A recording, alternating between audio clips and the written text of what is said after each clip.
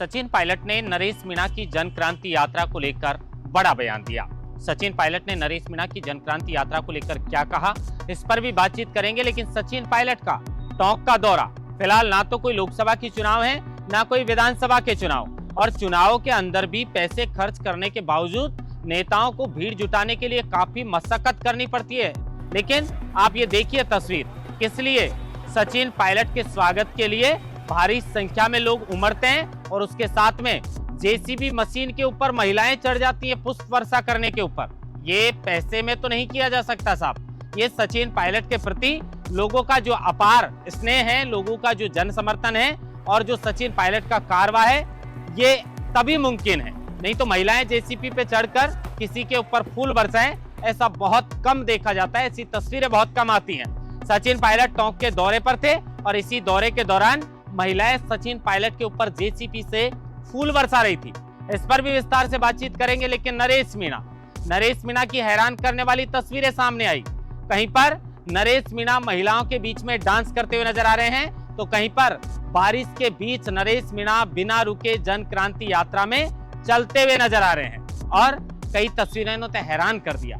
नरेश मीणा ने देवली उनियारा के विधानसभा चुनाव के वक्त पदवेश पैरों में पहनना छोड़ा था और अब जन क्रांति यात्रा के दौरान मोटे मोटे छाले नरेश मीणा के पैरों में पड़ गए। लेकिन उसके बाद भी लगातार नरेश मीणा चल रहे हैं। सचिन पायलट और नरेश मीणा पर विस्तार से बातचीत करेंगे। लेकिन पूर्व उपराष्ट्रपति जगदीप धनखड़ के इस्तीफे से क्या राजस्थान में जाटों पर असर पड़ने वाला है, क्या राजस्थान की राजनीति में असर पड़ने वाला है, और जिस तरीके से रहस्यमयी ढंग से उन्हें उपराष्ट्रपति बनाया गया, उसी रहस्यमयी ढंग से उपराष्ट्रपति पद उनका ले लिया गया या उन्होंने इस्तीफा सौंप दिया, ये भी एक रहस्य बनकर रह गया। कल हमने इसके बारे में पूरी खबर बताई थी और आज भी विस्तार से जगदीप धनखड़ के इस्तीफे के बारे में और इससे राजस्थान में क्या परिवर्तन आ सकता है उस पर भी चर्चा करेंगे। नमस्कार, आप देख रहे हैं लोकमत हिंदी और मैं हूं आपके साथ महेंद्र बासुटा।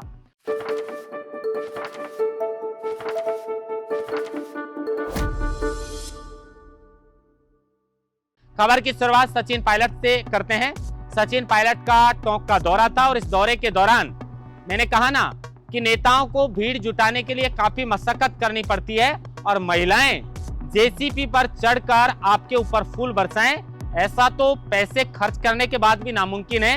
लेकिन ये पायलट का प्यार है लोगों के प्रति, जिस तरीके से लोग सचिन पायलट को चाहते हैं, पायलट के दीवाने हैं, आई लव यू पायलट के नारे लगते हैं। और अब ये तस्वीर बता रही है कि ना तो कोई चुनाव है ना कोई बड़ी रैली है, सिर्फ सामान्य दौरे के दौरान पायलट टोंक में पहुंचे थे और पायलट का ये भव्य स्वागत ये बताता है कि सचिन पायलट राजस्थान में लोगों के दिलों में किस तरीके से राज करते हैं। सचिन पायलट का ये वीडियो भी सोशल मीडिया पर जमकर वायरल हो रहा है, जहां महिलाएं जेसीबी मशीन के ऊपर चढ़कर पायलट पर फूल बरसा रही हैं। पायलट का इस महीने में लगातार कई दौरे जो है वो टोंक के रहे हैं बिना किसी चुनाव के, और सरकार को भी लगातार टोंक के कई मुद्दों को लेकर सचिन पायलट ने घेरने का प्रयास किया है। लेकिन इसी के दौरान सचिन पायलट से पत्रकारों ने पूछ लिया कि जन क्रांति यात्रा निकाल रहे हैं नरेश मीणा, क्या कहना चाहेंगे। तो सचिन पायलट के खास रहा करते थे, कभी नरेश मीणा सचिन पायलट के साथ चला करते थे। पहले वो छोटे किरोड़ी के नाम से जाने जाते थे और पायलट के लिए तन मन धन से वो साथ थे। फिलहाल राजनीति थोड़ी बदल गई है जेल जाने के बाद, पहले वो कांग्रेस में ही थे। लेकिन सचिन पायलट से जब पूछा नरेश मीणा की जन क्रांति यात्रा के बारे में, तो उन्होंने कहा कि बड़ा प्रदेश है, सभी को अपनी बात रखने का अधिकार है, लेकिन अच्छा रहेगा कि कोई अमन चैन की बात करे, लोगों के रोजगार की बात करे, और उसके अलावा युवाओं के, अगर बेरोजगार युवाओं के और युवाओं के हित की अगर कोई बात करे तो बहुत अच्छी बात है। यानी कहीं ना कहीं सचिन पायलट ने यह बात कही है कि नरेश मीणा अगर लोगों की बात कर रहे हैं तो ये अच्छी बात है। और नरेश मीणा के साथ भी जिस तरीके से ये कारवा चल रहा है ये चौंकाने वाला है और कुछ तस्वीरें भी चौंकाने वाली है। अब सचिन पायलट इधर उधर के बयान किसी के ऊपर कभी देते नहीं है, साफ सुथरी राजनीति करते हैं। किसी के बारे में भी सवाल सचिन पायलट से पूछा जाता है तो बेबाकी के साथ नपे तुले शब्दों में वो बहुत सहज और सरल स्वभाव से वो उनका जवाब देते हैं। तो नरेश मीणा पर भी बोल गए। लेकिन नरेश मीणा की जो यात्रा हाड़ौती की धरती से झालावाड़ के कामखेड़ा बालाजी से उन्होंने निकाली, लगातार ये यात्रा चल रही है और इसी को लेकर जिस तरीके से कई तस्वीरें ऐसी आती हैं जहां पर नरेश मीणा का भी भव्य स्वागत जेसीबी मशीन पर चढ़कर लोग फूल बरसा रहे हैं महिलाओं के बीच में। आप देखिए किस तरीके से नरेश मीणा की यात्रा के दौरान नरेश मीणा महिलाओं के बीच में डांस करते हैं। कहीं पर नरेश मीणा बारिश के बीच नंगे पैर, बिना रुके, बिना थके, बिना डरे सीधा चल रहे हैं, किसी की परवाह किए बिना। क्योंकि इसी दौरान नरेश मीणा की एक तस्वीर आप देखिए कि पैरों में किस तरीके से छाले पड़ चुके हैं। अब एसी में बैठने वाले नेता तो अपनी राजनीति वहीं से चमकाते हैं, उनको ज्यादा पता नहीं है, लेकिन ये बात बताती है कि संघर्ष करके नेता कैसे बनते हैं और जमीन से जुड़े नेता किस तरीके के होते हैं। राजस्थान में नरेश मीणा की जिस तरीके से लगातार तस्वीर आ रही है, बड़े बड़े दिग्गज नेताओं की नींद नरेश मीणा ने उड़ा रखी है कि भाई चुनाव भी नहीं है, फिर ये हो क्या रहा है। और सबसे बड़ी मुश्किल तो जिस तरीके से एक लेटर आप देखिए किस तरीके से ये लेटर आज लिखा है। भरत सिंह कुंदनपुर जो कांग्रेस के दिग्गज नेता हैं, उन्होंने ये लेटर लिखा है कि नरेश मीणा के साथ ज्यादा से ज्यादा जन क्रांति यात्रा में लोग जुड़े। उसके अलावा राजेंद्र सिंह हुड्डा और नरेश मीणा जैसे लोगों की जरूरत है, ये बात कह रहे हैं भरत सिंह कुंदनपुर नरेश मीणा के साथ जुड़ने के लिए। अब ये भरत सिंह कुंदनपुर और नरेश मीणा ये दोनों ऐसे नेता हैं जो लगातार ये चाहते हैं कि प्रमोद जैन भाया जो अशोक गहलोत के खास हैं, पूर्व मंत्री भी रह चुके, भ्रष्टाचार के बहुत सारे आरोप है और उनको सलाखों के पीछे भेजना चाहते हैं भरत सिंह कुंदनपुर और नरेश मीणा। भरत सिंह कुंदनपुर का साथ हर किसी को मिलता नहीं है और जिसको मिलता है वो तन मन धन से मिलता है। अब नरेश मीणा को इनका साथ मिला है। नरेश मीणा ने लगातार जन क्रांति यात्रा के दौरान जो लोगों का समर्थन पाया है, लोगों का प्यार जो उन्हें मिला है, ये हर नेता के पेट में पच नहीं रहा है और बड़े बड़े दिग्गज नेताओं की नींद उड़ रही है। अब लोग तो ये भी चर्चा कर रहे हैं कि अंत में होने वाले विधानसभा उपचुनाव में बड़े बड़े दिग्गजों की नींद जो है वो कहीं ना कहीं नरेश मीणा उड़ा सकते हैं और अंता से दावेदारी ठोक सकते हैं।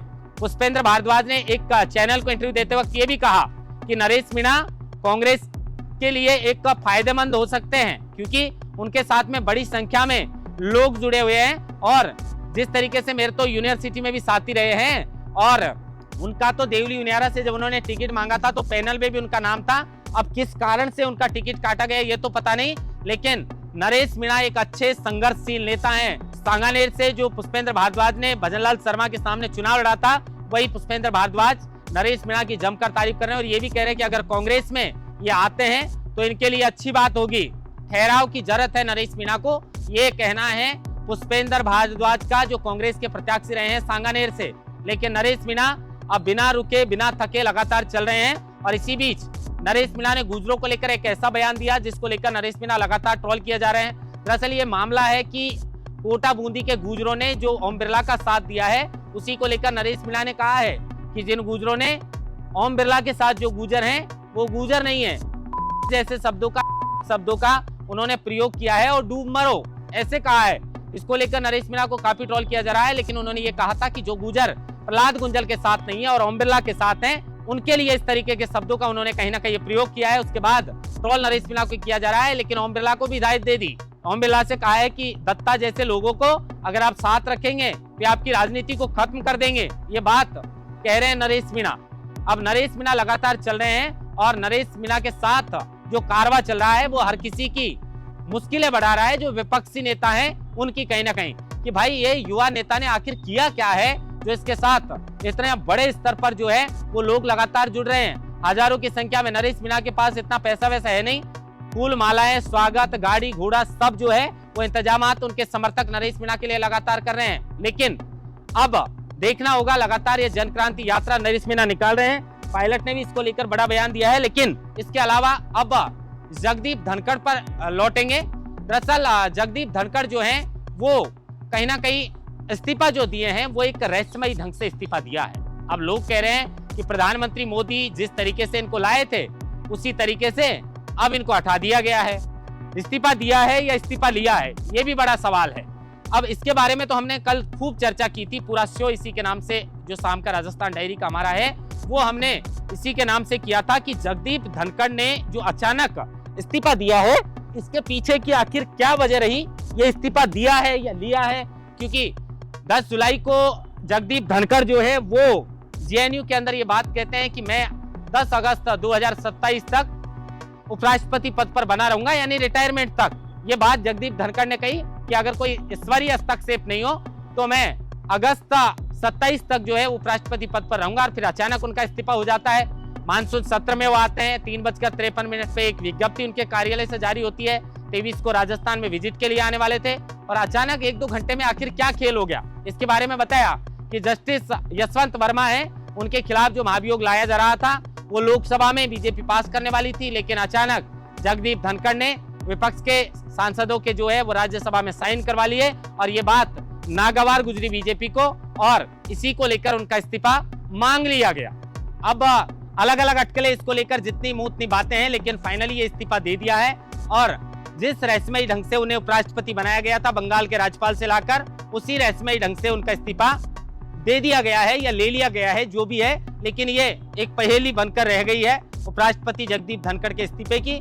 अब इसके पीछे की सच्चाई क्या है, आने वाले समय में जगदीप धनखड़ इसको बता पाएंगे। कुछ कह रहे हैं कि सतपाल मलिक जो है वो बन चुके हैं, जगदीप धनखड़ आगे आने वाले समय में वो बन सकते हैं, लेकिन हम चर्चा करेंगे उसकी वजह आपको कल पूरी बताई है कि आखिर क्या क्या वजह इसके पीछे की हो सकती है। और ऐसा भी कहा जा रहा है कि यह पटकथा आज से नहीं बल्कि काफी समय पहले से ही लिखी जा चुकी थी जगदीप धनखड़ को उपराष्ट्रपति पद से हटाने के लिए। क्या सच्चाई है पता नहीं, लेकिन राजस्थान की राजनीति में इनके इस्तीफे से क्या असर पड़ने वाला है, लगता नहीं है कि कुछ ज्यादा असर पड़ेगा, क्योंकि वो राजस्थान की राजनीति में ज्यादा सक्रिय थे नहीं। अभी जैसे डोटासरा है, बेनीवाल है, ये सक्रिय नेता है राजस्थान की राजनीति में, बहुत प्रभाव पड़ेगा इनके कुछ भी करने से। लेकिन जगदीप धनखड़ केंद्र की राजनीति में सक्रिय रहे और राजस्थान की राजनीति में अगर कोई असर पड़ता तो लोकसभा चुनाव के अंदर उन्हें यहाँ लाया गया था। उसके बावजूद भी ज्यादातर जाट क्षेत्रों में जो है वो बीजेपी की हार हुई थी। 12 सीटों का जो है वो कहीं ना कहीं नुकसान बीजेपी को यहाँ पर उठाना पड़ा है। तो ज्यादा कुछ असर जब फायदा लोकसभा चुनाव में उनके यहाँ पर आने से, उपराष्ट्रपति बनाने से बीजेपी को नहीं हुआ, तो फिर उन्हें हटाने से क्या भला नुकसान हो सकता है। तो ऐसा कहा जा रहा है कि जगदीप धनखड़ से कुछ ज्यादा फायदा है, नुकसान राजस्थान में होने वाला नहीं है, लेकिन एक रहस्य बन चुका है कि आखिर क्या ये वजह रही और आने वाले समय में इसको लेकर पूर्व उपराष्ट्रपति जगदीप धनखड़ क्या कुछ खुलासा करते हैं। क्या इस्तीफा सचमुच उन्होंने दिया था या फिर इस्तीफा जबरन लिया गया था। महेंद्र मास्टर, लोकमत हिंदी, जयपुर।